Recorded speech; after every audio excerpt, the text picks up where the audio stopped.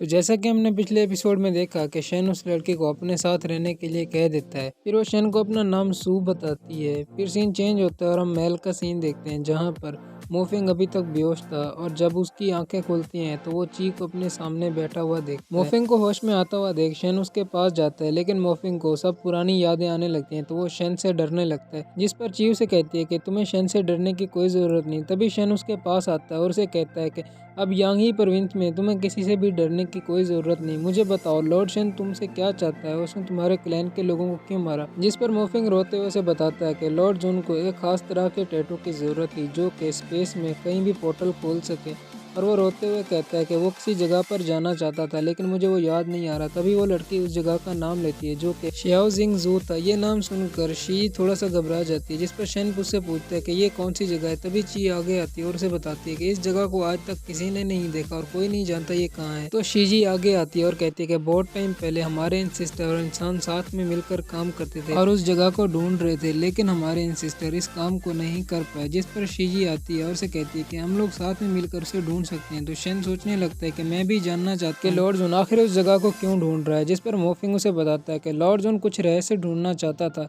उसकी ये बातें वो लड़की भी बड़े ध्यान से सुन रही होती है। फिर हम रात का सीन देखते हैं जहाँ पर मोफिंग अब फिर वापस अपने क्लैन की तरफ जा रहा होता है और उन सबको अलविदा कह रहा होता है। मोफिंग को जाता हुआ देख ची बहुत दुखी होती है, जिस पर शेन उसे कहता है कि तुम्हें उसकी फिक्र करने की जरूरत नहीं, अब वो पहले से ज्यादा सेफ रहेगा। फिर शेन वहाँ से जाने लगता है तो शीजी उसे रोकती है और शेन से कहती है कि मैं शियाओ जिंग जू वाली जगह के बारे में कुछ जानती हूँ। फिर वो उसे वहीं एशियन क्लैन वाले मकबरे में ले आती है और फिर शेन उसे रास्ते में कह रहा होता है कि तुम्हें याद है ना पिछली बार हमारे साथ क्या सीन हुआ। तो शीजी उसे अपने टैटू का ध्यान रखने के लिए कहती है और फिर वो एक जगह से एक खास तरह का पॉड बाहर निकालती है और उसे शेन को देती है और कहती है कि 10 साल से मेरे क्लैन के लोगों ने इसे यहाँ पर छुपा दिया और इसके जरिए हम उस जगह पर जा सकें। तभी शेन उसको खोलता है और उसके अंदर से एक स्टोन टाइप की चीज बाहर आती है, जिसे देखकर शेन कहता है ये तो सिर्फ आग को रिफ्लेक्ट करने के लिए काम आता है। तभी शीजी उससे वो लेकर अपने पीछे आने के लिए कहती है। फिर वो उसे एक आग के बहुत ही बड़े पॉड में ले जाती है जहाँ पर शेन उस